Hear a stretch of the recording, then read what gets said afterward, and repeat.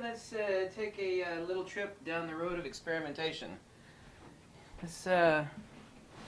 I'd pointed out last week, well, actually somebody pointed out to me, that it was a statement made that someone was upset when they saw someone using a light meter because it was a throwback technology. The implication was the only person who used a light meter is like some old fart that grew up in film school.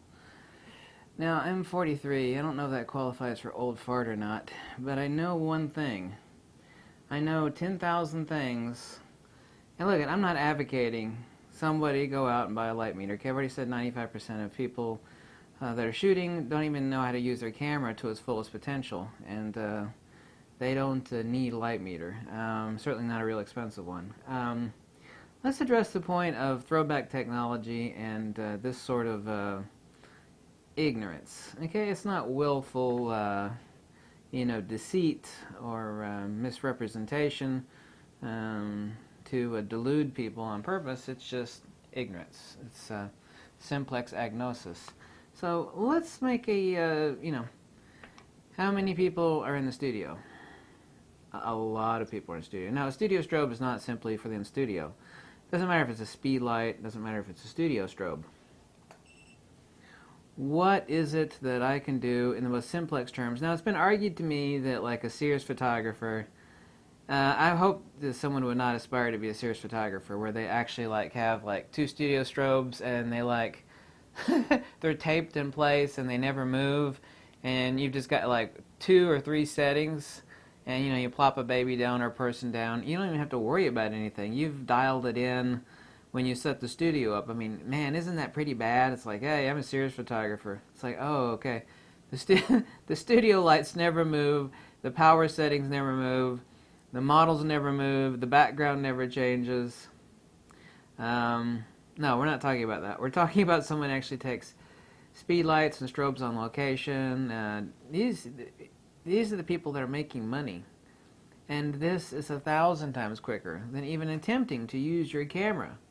What is it that I can do fundamentally with this? Oh, it's another tool. It must cause a slowdown in workflow. No, it does just the opposite. It causes an increase. It actually expands the creative potential that you're concentrating not on exposure. You're concentrating on what it is you're trying to create, the vision of what you or the client actually wants. And when you're eliminating out, too much mental blockage about chimping on the back of your camera and looking at a histogram, which is only a here's something else people don't get. The LCD screen on the back of your camera, that color space is not the color space of the raw file that you hopefully were shooting. Secondly, when you look at that picture on that LCD screen, not only is it not the color space of your picture, but you're looking at a histogram of a JPEG embedded in that raw file. Or hope to God you're not taking JPEG pictures. So you're not even seeing the actual image. There are endless examples of someone taking a shot that looked really good and they're chimping on it at the back of their camera to Lightroom to edit it, and it's like, whoa, man, I did not see this on my camera. I didn't see this. Well, they thought they saw it, but they didn't see it. Because what you look at the back on your camera, look at the back of your camera on the LCD screen, is not the image that was captured. It's not the same dynamic range. The histograms will not be the same. Well, they'll be pretty close. Yeah, but they won't be the same. If you're squeaking the limits of blowing your speculars, your highlights, then you're in a little bit of a problem. What am I doing? Right now I've got an Einstein 640 with the grid, which is highly directional. I can actually take a reading over here, get a 2.5, and I'll take a reading directly here, and I'll get f3.2. I'm at the 400 ISO, 250 to the second. And there's actually a radio transmitter in the back of this unit. Now, for my workflow, make things really easy, this sits in my hot shoe. I control up to 32 strobes with this unit, which is ridiculous. I never use more than 4 at one time on this unit. It's just a little miniature computer. It actually sits on my hot shoe of my camera. It doesn't matter if it's Fuji or Nikon, works with any of them. It's actually made by Paul C. Buff.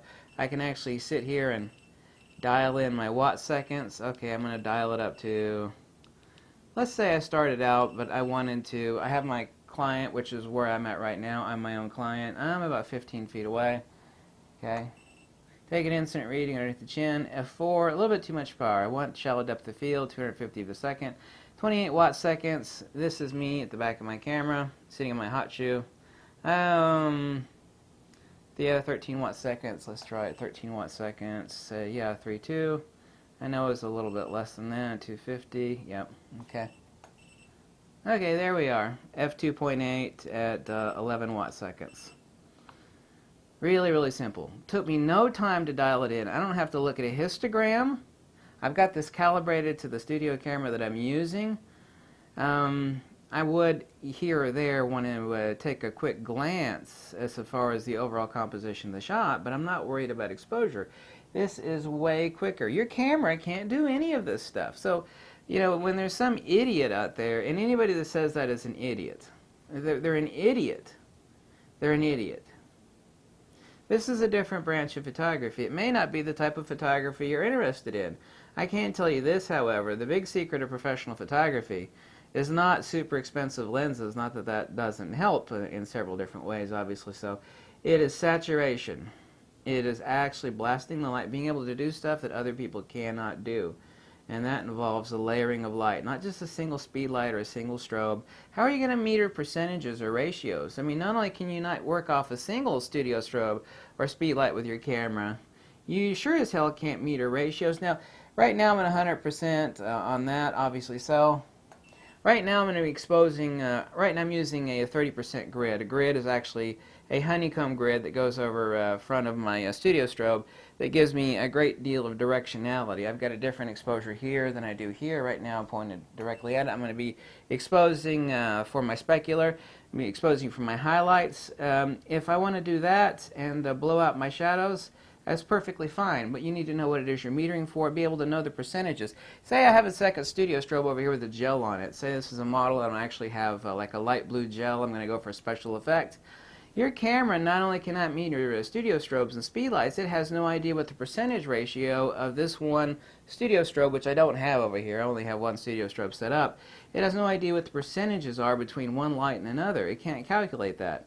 Okay, I'll put it over here. Relative to my ambient versus my flash, I'm at 80%. That means my my main light, or whatever light it is that you're actually going to meter for at that time, it's going to tell me what percentage it is of the main light or the fill light relative to the ambient. Okay, over here 80%, and right here I'm at 100%. 250 of a second. Also, what is the spread? What is the difference? I mean, all I have to do is just add a few watt seconds to completely expose, only for high key silhouetting, so that I completely lose my shadows. I'm only going to be exposing for my highlights. I'm going to go bump it up to 15 watt seconds.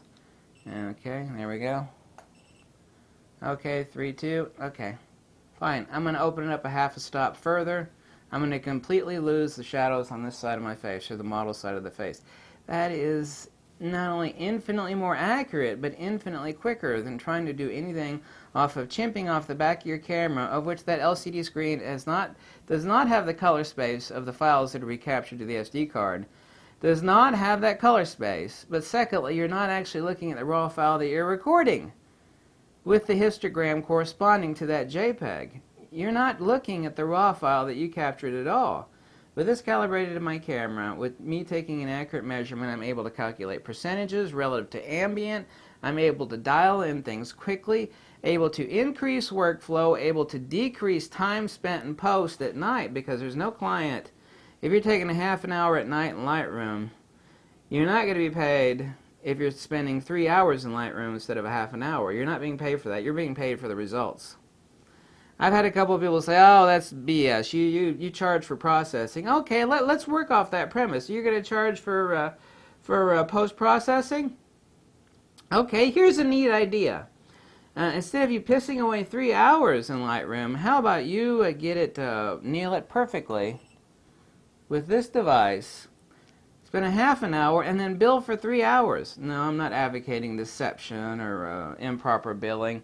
You know, but give me a break. Which would you rather do? You know, screw around a half an hour at night in Lightroom or 3 hours in Lightroom? I'm going to bracket shots. I'm going to bram, bram, bram, bram. I'm going to look at 100 pictures. I've already got one guy. He bought this ABR 800 ring light off my advice out in California. And he got a meter because now he's shooting gigs, and he's got, I don't remember how many studio strobes he's got now, 2 or 3. He's being paid good. He's having fun. He got an old multimeter, which is fine. I mean, you know, it meter flashes. I think he got a 4F, which can meter flashes like this one's doing. However, it has to use a PC sync cord to do it, which is a little bit more trouble than I'm, you know, willing to do, since I'd rather work off a wireless radio transmitter. But I mean, he's already talking about all the time he's saving. Time is money. Accuracy is money. Bracketing a bunch of shots that you shouldn't have to look at. Okay, I could either bracket a few shots and look at them in Lightroom, or I could take one shot. Not that you would ever take one shot only, of course, but the point being made, I could take one shot, meter correctly. Okay, 2.8 to 2/10, 250. You know, I am going to expose for my highlights, I'm going to expose for my shadow retention. I'm going to take a memory setting here reading, memory setting here reading. I'm going to hit the delta average. I'm going to get the average so that I will know where the shadow will fall on my face or the client's face. I'm able to calculate percentages, 90% there. Okay, over here, I'm at 80%, which means 20% of my ambient is what is making up this side of my face or the client's face. Meaning the 20% is making up the ambient, and 80% is making up the main light or the fill lights on this side of my face. Depends on how many lights I have, where I have them placed. Ratios. I want to add a hair light. Okay, generally speaking, you want your hair light about 3 stops, 3.5 stops under. That means all I have to do is just dial this in or take a reading off my hair light to where it matches f5.6 or f8. Background light, depends on where you want the background light. What do you want the background to look like? Depends on how much light you want to add. Okay, I'm going to have it 2 stops under because I'm shooting a dark background. I want to have some decent blue iridescence behind me or the model. All I have to do is just meter for that, take a reading, dial it in, dial in my power right here on my cyber command. Like I said, I can control 32 studio strobes via the hot shoe of my camera. All I have to do is just switch it over to strobe number 2. It's like, look. Right now, I'm adjusting the power on strobe number 1. Dial it over to strobe number 2, my hair light, number 3, my fill light, number 4, my background light, if I have that many lights. This is easy, and your camera can't do any of that stuff. None of it. Zero, zip, zilch, nada. So, when I actually was told via a link that was sent to me that someone was upset that someone would use a device like this is a Throwback Technology. I'm like, what the hell are you smoking? You know, really. You know, it would have taken someone about 5 minutes of research to figure out. It's like, gee, you know, everybody in the studio that's got a strobe, that got a device like this to speed up their workflow and not piss away time in Lightroom at night. This is a device for saving time and money. And time is money, so it saves you money and money. This is not a throwback device, because what this can do, and I'm not telling anybody to go out and buy a light meter. I'm actually contradicting the BS that I've seen in a couple videos, one big video, you know, saying that this is a throwback technology. Well, you tell me there, Einstein. Einstein was an idiot, by the way. You tell me there, Einstein. Since this could do 100 different things that no camera on Earth can do, then let me know how that's a throwback technology. If your camera can't do it, then how is it a throwback technology? You answer that question, and then I'll stop making videos. Because you can't answer it. Because it's not a throwback technology. Because your camera can't do it. Everybody makes mistakes. But if you're going to tell me that me popping up to a model, okay, here we go, f2.8, 250 second, dial it in, boom, boom, boom, boom, boom, boom. Are you going to tell me that like slows down work? No, baby, it speeds up workflow. It diminishes time, it diminishes screwing around. There are a lot of times someone goes to a corporate shot, you know, you got a big wig. He's like, you got 30 minutes to do the picture. If you're sitting there chimping on the back of your camera, he's going to look at you like you're a dumbass. You know, you step up to the light meter, you get it done faster. It's like, this is a professional. And then you get more jobs, then you get more clients, and then you make more money. Yeah, that's actually a fact. Okay? Tell me again where I'm wrong, because I'm not wrong. Hasta luego.